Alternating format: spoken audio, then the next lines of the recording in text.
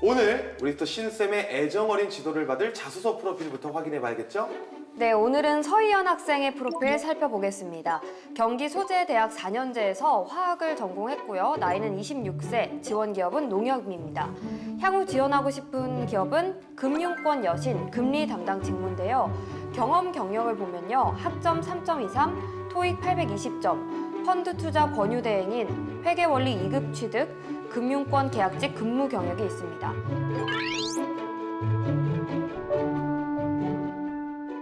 올 하반기 농협에 지원했던 서희연 학생의 프로필이었습니다. 신쌤 어떻게 보셨나요? 일단 프로필을 쭉 들어보니까요. 사실 학점을 제외하고는 거의 은행권, 금융권이라고 우리가 크게 얘기를 하는 쪽에 크게 뭐 부족함은 없어요. 그런데 이제 전공이 화학 전공이잖아요. 그러니까요. 그러게요. 신기해요. 이런 게 있어요. 그러니까 네. 우리 보통 여학생들이 일단 이과를 나와서 대학을 갈 때 고민을 해요. 내가 자연계는 좀 취업이 안 된다는데 그러면 나올 수 있는 게 이제 간호대학이 있어요. 근데 간호사는 사실 그거 정말 자기가 잘해야 되잖아요. 네. 면허도 따야 되고 어렵거든요. 하다가 자연계열로 쓱 들어가요. 그러면 이제 대학을 잘 다니죠. 그다음에 이제 4학년 됐을 때 잠깐만 자연계열 나왔는데 진짜 취업이 정말 어려운 거죠. 그래서 그때부터 다른 보통 루트를 찾아봐요. 근데 여기도 보면 화학을 전공했는데 은행권이잖아요. 네. 그러니까 본인이 금융권은 전공을 보진 않잖아요. 그리고 사실 또 금융권이요. 어떻게 보면 수학이거든요. 그래서 자연계열 쪽에서 좀 이렇게 수학을 좀 많이 해본 사람들이 잘할 수 있어요 또. 그러다 보니까 이렇게 직무를 바꿔버린 거죠. 진로 고민이 좀 앞서 있었어야 되는데 아쉽죠 사실 프로필로 보면. 네. 그러면 고민부터 먼저 해결을 해볼게요. 네. 이 금융권 계약직 경력이 있는데 이 타사의 정규직으로 지원할 때 좀 도움이 되는 건지 궁금합니다. 아주 됩니다. 아주 네, 제가 사례 하나 좀 알려드리자면 예. 졸업을 했어요 이미. 네. 졸업을 해도 금융권에 미련이 있어서 지금 이분보다 프로필도 훨씬 더 좋았어요. 아, 근데 진짜요? 계속 떨어지는 거예요. 본인은 모르겠다는 왜 거예요. 그래요? 왜 그럴까요? 그래서 딱 보니까 이분 같은 경우는 뭐 아르바이트나 이렇게 내가 돈을 버는 스펙이 없어요. 다 돈을 쓴 스펙. 학원 다니고 자격증 따고 이러다 보니까 뽑힐 게 없는 거죠. 그 당시에 제가 우리은행에 그 검사역실에서 이 단기 아르바이트 하는 직원을 뽑는 게 있는데 제가 소개해달라 그래가지고 네. 그 친구를 소개를 해줬죠. 제가 이제 얘기를 했어요. 너가 여기서 4달 동안 일을 하면서 아저씨들하고 물어봐라. 은행 취업할 때 뭐가 필요한지. 그래서 막 이제 4달 다니면서 들은 게 많을 거 아니에요. 거기서 들은 걸 가지고 자소서를 쓰기 시작해갖고 이 친구 그 다음에 신한은행 붙었어요. 우리은행에서 배우고 신한은행으로. 근데 여기서 중요한 거는 이제 우리은행은 서류에서 떨어졌다는 거. 진짜요? 네. 또 그 다음에 네, 지원했는데요? 했는데. 근데 이제 신한은행에서 최종 합격을 했어요. 개장 행원으로. 그럴 수도 있구나. 전 개인적으로 신한은행 VIP이기 때문에 저도 신한은행. 예. 그렇군요. 그러면 올 하반기에 금융권 채용 특징은 네. 어떤 게 있을까요? 일단은 디지털 역량 이거예요. 디지털 역량이요? 네, 디지털 컴peten시가 너가 어떻게 되느냐 이거를 모든 자소 상목에 물어보고요. 면접에서도 물어봐요. 네네. 그래서 금융권 채용이 예전에 비해서 좀 적어요. 좀 적어요. 근데 이거는 조금 분위기를 봐야 되는 게 예전 같으면은 은행이 있고 거기에 모바일을 얹었다면 이제는 모바일이나 무슨 이 AI 위에 은행이 얹혀지는 형태거든요. 그렇기 때문에 인원이 많이 필요 없잖아요. 그래서 사람이 줄어요. 채용 인원이 많을 필요가 없는 거죠. 그래서 이렇게 보시면 될 것 같아요. 이게 가장 큰 이슈였다 보시면 되겠습니다. 좋습니다. 그럼 오늘도 자소서를 보기 전에 취준생 통신 먼저 확인해 봐야겠죠. 자칭 취준생 통신원인 우리 세미 씨, 오늘 어떤 소식 가지고 오셨나요? 네, 오늘은 농협 관련 소식 가져왔는데요. 농협 고객이면 아실 수 있는데요. 이 최근 농협이 은행권 최초로 거스름돈을 잘 사용하지 않는 동전 대신 포인트로 적립해주고 있습니다. 동전 제조 비용을 줄이고자 하는 건데요. 고객은 포인트를 각종 수수료나 상품 가입, 해외 송금 등으로 이용할 수 있다고 합니다. 신쌤, 네. 금융권의 이러한 변화가 취준생들은 어떻게 바라봐야 하고 또 어떻게 준비를 하면 좋을지 궁금합니다. 일단은 우리가 좀 아까 디지털 역량과 관련해서 좀 더 크게 얘기를 드리자면 네. 사실 우리나라 통화는 기축 통화가 아니에요. 그래서 우리 나갈 때 환전을 해서 나가죠. 이거 되게 당연하게 생각하시죠. 당연한 거 아니에요? 돈 모자라면 가서 신용카드를 쓰죠. 왜? 근데 중국 관광객들은요 환전도 안 해요. 왜 안 할까요? 왜요? 뭐 알리페이, 위챗페이 자기네들이 동네에서 쓰고 있는 페이를 한국에 오면 다 돼요. 아 그래요? 네, 오, 다 돼요. 근데 우리나라가 지금 우리 자금 다 쓰고 있는 무슨 페이 쓰시죠? 예, 예. 네. 외국 나가면 작동 하나도 안 하죠. 예. 네. 그리고 우리는 다 환전을 해가고 이래야 되잖아요. 무조건 예, 현금으로 들고 가죠. 그렇죠. 그러니까 우리나라가 사실 뭐 IT 강국 어쩌고 해도요 금융 쪽에서는 되게 후진국이에요. 네. 그러니까 이제 디지털 혁신에서 물어보는 게 그런 부분인데 이걸 아무도 집어주지 않더라고요. 그래서 제가 좀 방송에 나왔으니까 좀 네. 제가 이걸 확실하게 이렇게 좀 짚어드릴게요. 그래서 이런 부분이 우리나라가 디지털 역량이 무지 떨어지는 거다. 그걸 얘기를 좀 해주셔야 되고 그리고 이 거스름돈을 동전으로 주는 거는요. 사실 네. 이거 되게 옛날에 한 10년 전에 미국의 뱅크 오브 아메리카에서 Keep the Change 그 상품이 있었어요. 그래서 동전이 남으면은 이거를 자기 세이빙 어카운트에 돈을 넣어주는 이런 거 있었거든요. 근데 그런 거를 이제 갖고 온 거죠. 늦은 거예요. 아 그렇군요. 원래 있었구나. 그렇죠. 이런 것들이 되게 느린 거예요, 우리나라가. 그만큼 이 금융 쪽에선 디지털이 되게 늦다, 후진국이다. 이거를 우리가 좀 이해하는 게 여기서 필요해요. 또 다른 질문 있습니까? 아, 네, 있습니다. 그 농협은 은행, 중앙회는 제1금융권, 그리고 네. 지역 농협은 2금융권으로 구별되는데 네. 취업 전형이나 스펙에 있어서 얼마나 차이가 날까요? 이거 차이 많이 나요. 네, 왜냐면 중앙에는 뽑을 때 경제계랑 금융계를 따로 뽑아요. 그래서 은행에서 일할 사람 은행만 해야 되고 경제지주, 그러니까 네. 뭐 하나로마트 이런 거 있죠? 네네네. 그런 거 달라요. 따로 뽑는데 이 지역 농협은요 뽑으면 내가 은행에서 일할지 마트에서 일할지 농기계 수리소에서 일할지 몰라요. 몰라요? 어, 와, 그래요? 그러면 거의 취업 네. 사기. 아니죠. 근데 나는 여기서 일하고 싶어서 나는 금융권을 지원했는데 갑자기 원하지만 마트 가라. 인스타에는 유니폼 네. 입고 찍었는데 뒤에서는 수리할 수도 그렇죠. 있는 수리할 수도 있고 이런 거죠. 거죠. 네.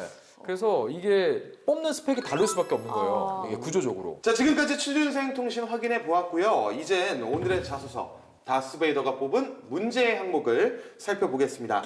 문제의 항목은 1번입니다. 타인과 함께 열정을 갖고 임했던 경험과 그 과정에서의 성취를 구체적으로 언급하고 입행 후 열정적이고 생동감 넘치는 팀을 만들기 위해 본인이 기여할 수 있는 부분에 대해 기술하시오인데요. 세미 씨, 이 문항의 평가 의도는 무엇일까요? 그냥 본인이 얼만큼 좀 열정적으로 회사에 임할 수 있고 충실할 수 있는지에 대한 질문 같은데요. 뭐 로열티. 네, 로열티 질문 아니에요? 제가 봤을 때도 뭔가 본인의 좀 장점을 좀 알려달라라는 느낌인 것 같은데 네. 어떻습니까? 타인과 함께 열정을. 자, 열정은 열정. 책임감을 쓰라는 얘기죠. 책임감. 아, 책임감을 쓰라는 거예요? 네, 임했던 경험과 그 과정에서의 성취, 사례를 근거로 제시하라는 얘기죠. 그죠? 구체적으로 언급하고 입행 후 열정적이고 생동감 넘치는 팀워크죠. 그죠? 그러면 본인이 기여할 수 있는 거 뭐죠? 신입사원이 뭐 일로 안 되죠? 신입사원은 뭘로 할 수 있죠? 본인의 의사소통 스킬의 장점을 쓰라는 얘기죠. 그러면 이 글은 뭐예요? 나의 의사소통 스킬의 장점을 가지고 여러 사람들과 공동체 작업 상황에서 무엇인가 긍정적인 영향을 끼쳐서 일을 끝까지 완수해봤던 경험이 있으면 구체적으로 하나 써라. 이런 의미예요, 이게. 되게 어렵네요. 그래서 이거를 안 보고 열정? 하면 이제 막 이상한 거 쓰는 거죠. 뭐 이제 자격증부터 시작하죠, 이제. 네. 이제 들어가는 거죠. 네. 그러면 이제 꽝이죠. 이제 첨삭을 해보도록 하겠습니다. 신쌤, 첨삭 네. 좀 부탁드릴게요. 알겠습니다. 문장을 시작할 때 저는 관행적으로 그죠? 네. 저는 요거 저는 쓰지 말라고 잖아요. 그랬잖아요. 그다음에 또 밑에도 다시 저는 입행 후. 그죠? 스타트를 무조건 스타트를 전부 또 그 중간에도 이때 저는. 자, 이게 보면은요. 1인칭을 시점으로 글을 쓰죠. 자, 이때 이렇게 쓰면 안 돼요, 일단. 제가 이거는 항상 강조합니다. 네. 그래서 이런 거는 전부 퇴고를 할 때 바꾸셔야 되는 부분이다. 이렇게 얘기를 드리겠고요. 자, 그리고 처음 세 줄에 힘을 주라고 그랬는데 네. 앞에서 이거 원하는 게 뭐였죠? 본인의 책임감. 의사소통 스킬의 장점이죠. 네. 자, 그러면 여기 첫 세 줄에 뭘 써야 돼요? 나는 어떤 의사소통 스킬의 장점이 있는지 먼저 딱 넣어주기 시작해야죠. 본인의 저희가 이거를 장점을. 뭐 흔히 이게 컨설턴트 분들이 얘기하는 두갈식으로 써라. 이게 여기서 튀어나오는 거예요, 이게. 프로세스의 틀을 깨기 위해. 근데 이 질문은 뭔가 깨라는 얘기가 없죠. 네. 보통은 혁신이나 개선이나 장애를 극복한 경험 이런 거를 쓸 때 이런 멘트가 나오는데 아마 요런 데 썼던 거를 갖고 온 것 같아요. 제가 볼 땐 텍스트를 갖고 온 걸로 보시면 됩니다. 자, 그래서 이제 심층 실험을 진행하는 방안을 제안했다. 그래서 이때 친숙한 실험은 과거 대회 주제와 겹치는 데를 언급하면서 실험을 독려했다. 자, 독려하고 그 밑에 팀원들을 설득했다. 이러한 노력이 다 팀원들이 새로운 주제를 수용하였습니다. 아니, 내가 무슨 얘기를 하면 다 물개 박수를 치면서 너가 끝내줘 이러면서 야, 너가 왕이야 이러면서 다 따라주나요? 과정이 안 들어갔네요. 전혀 없죠. 본인이 무슨 역할을 했고 내가 어떤 방식의 설득을 했는지. 근데 조금은 감은 잡은 건 있어요. 의사소통 스킬의 장점을 쓰라고 했잖아요. 네. 여기 설득 나왔죠. 그러면 자신이 설득력이 좋다라고 위에다가 끌어올렸으면 돼요, 이 글은. 그러니까 얻어 걸린 건지는 모르겠으나 일단은 맞게는 들어갔어요. 네네. 근데 눈에 안 튀죠. 뭐 신뢰도 99.98%, 허용 오차 뭐 플러스 마이너스 0.05에서 뭐 타당도를 구했다. 이런 표현 안 쓰죠, 평소에. 이거는 자기네들끼리 하는 말이잖아요. 이거 뭐 모르죠. 약간. 모르죠. 뭐예요, 이게? 몰라요, 우리. 이쪽에서 쓰는 말들이죠. 네, 일반적으로 우리가 쓰는 말이 아닌데 왜 이걸 여기다가 굳이 써야 되는지 모르겠는 뭔가 거죠. 조금 본인이 좀 자랑스러웠던 거를 좀 어필하고 싶었던 것 같긴 해요. 그렇죠. 이제 본인이 자연 계열인 걸 티를 너무 내죠. 네, 좋지 않아요, 이런 거 사실. 실례가. 좀 빼야 된다. 이렇게 얘기 좀 드리겠고요. 네. 자, 그다음에 입행 후죠. 네. 자, 이것도 시점이 안 맞아요. 이럴 때 글을 쓰실 때는요, 그냥 내가 입행을 했다라고 가정하고 써야 돼요. 이미 나는 거기 사원이라고 생각하고 써야 되는 게 맞아요. 아, 그렇게요? 예. 진짜요? 그리고 이제 여기 보면 디지털 트랜스포메이션, ESG 경영 막 이런 거 이제 요즘 유행하는 용어들을 갖다 넣었죠. 네. 자, 이 용어를 그냥 이제 딱 느낌이 오죠. 요즘 유행하는 용어니까 이제 갖다 넣어서 그냥 이제 뭐 하겠다. 아, 자, 근데 트렌디한 그쵸, 느낌. 이거랑 자기 개발이랑 사실 관련이 없어요. 자, 디지털 트랜스포메이션 얘기를 할 거면은 자, 현재 은행이나 이런 데서 하고 있는 여러 가지 서비스들, 이벤트, 그리고 바뀌고 있는 금융 과정을 잘 설명하고 싶다라던가 설명할 수 있는 사람이 되겠다라던가 그런 거를 설명하는 위치에서 지점에서 열심히 하겠다. 뭐 이런 얘기를 해줘야지 뭐 디지털 그냥 트랜스포메이션 이렇게 그냥 갖다 써버리면 안 돼요. 자, 그리고 ESG는요.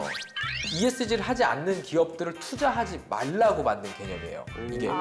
그래서 ESG를 지키지 않는 회사들을 빼라는 의미거든요. 네네. 근데 그런 의미를 알고 ESG 경영이라고 하는지 난 모르겠어요. 여기 아무것도 없잖아요.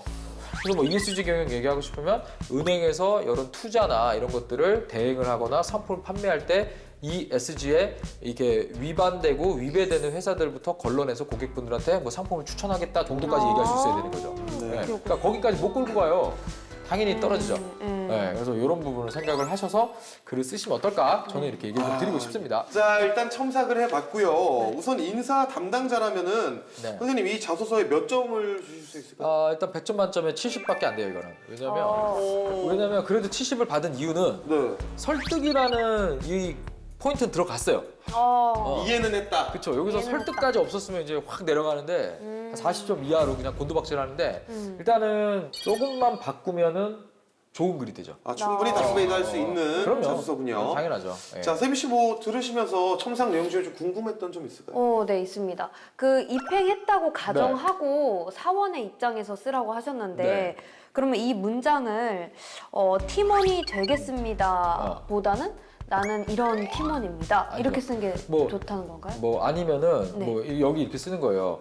뭐 지점에서 분위기를 주도하는 신입 행원으로서 이렇게 들어가겠죠. 아예. 회관으로서 네. 무엇을 하겠다. 팀원이 되겠습니다가 아니고. 네. 그러니까 이거를 되게 좀 본인이 좀 능동적으로 자발적으로 뭔가 이렇게 글을 써야 되는데 다 이렇게 타동사라고 그러죠. 누가 시켜서 하는 것처럼 내가 타이에 의해서 들어가는 것처럼 글을 많이 써요. 근데 그게 좋지 않죠, 사실은. 좀 자신감이 좀 없어 보이네요. 많이 없어 보이죠. 그러면은 아예 내가 이미 이 은행의 직원인 것처럼 쓰는 건 굉장히 좋다. 베스트죠.